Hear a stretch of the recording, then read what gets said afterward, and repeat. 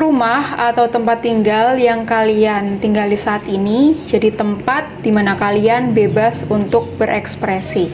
Mau kalian senang, sedih, istilahnya jadi tempat paling private gitu buat kalian. Bahkan ketika kalian lagi sedih, pasti kalian punya nih tempat atau ruangan yang paling enak buat kalian nangis. Di kamar contohnya. Atau mungkin di rumah kalian ada tempat buat sekedar having fun, kayak nonton TV, nonton drama Korea, nge-games, atau tempat karaokean bareng keluarga. Jadi kalian buat seasik mungkin, senyaman mungkin, biar keberadaan rumah ini jadi tempat ternyaman kalian untuk pulang. Nah, itu tadi dilihat dari isi di dalam rumah. Nah, terus gimana nih kondisi di luar rumah kalian? Coba kalian lihat kondisi luar rumah kalian.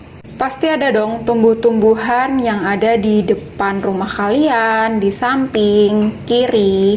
Bahkan mungkin di antara kalian atau keluarga kalian ada yang gemar dalam menanam tumbuhan karena dirasa bermanfaat untuk menyegarkan pikiran. Sebenarnya oke-oke aja sih, tapi ada tapinya nih. Ketika kalian menyirami tumbuhan, mungkin ada yang masih menggunakan selang, tetapi juga ada yang udah menggunakan ceret atau wadah air. Walaupun alatnya berbeda-beda, tetapi sama-sama membuat suatu genangan air, baik di dalam pot maupun di luar pot.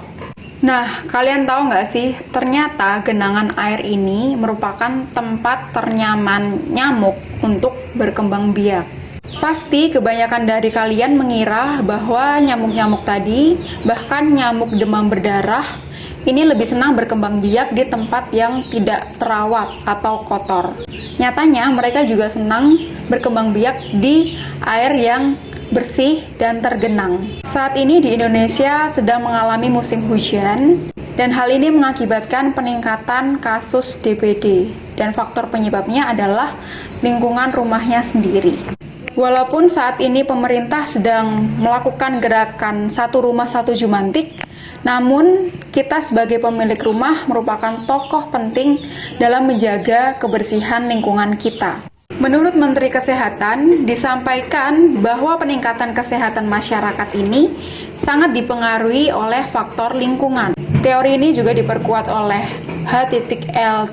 Bloom yang menyebutkan bahwa derajat kesehatan ini ditentukan sebesar 40% faktor lingkungan, 30% faktor perilaku, 20% faktor layanan kesehatan, dan 10% faktor genetika atau keturunan.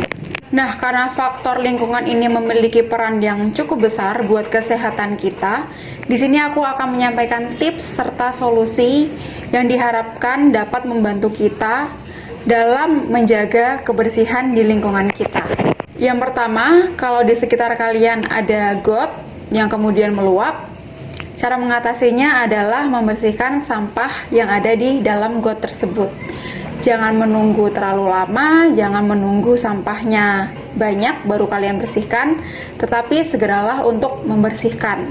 Nah, untuk pencegahannya, kalian bisa melakukan dengan cara tidak membuang sampah ke dalam got, dan juga bisa dengan cara menutup got agar sampah tadi tidak masuk ke dalam got. Yang kedua, untuk air yang tak serap masuk ke dalam tanah, solusinya adalah dengan membuat parit. Tapi karena membuat parit ini dirasa cukup sulit, kalian bisa menggunakan cara yang lebih mudah, yaitu dengan membuat biopori. Caranya yaitu menggunakan tongkat berdiameter 10 cm dan kedalamannya 40-100 cm. Buat beberapa lubang, dan beberapa lubang inilah yang akan menyerap air ke tanah lebih cepat.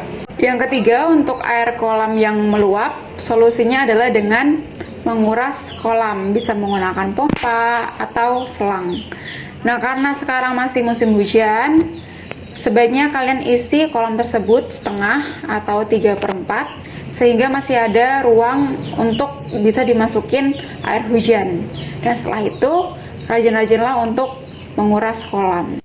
Nah, itu tadi sedikit tips dan solusi dari aku. Semoga setelah ini tidak ada banyak lagi nih genangan air yang ada di lingkungan sekitar kita.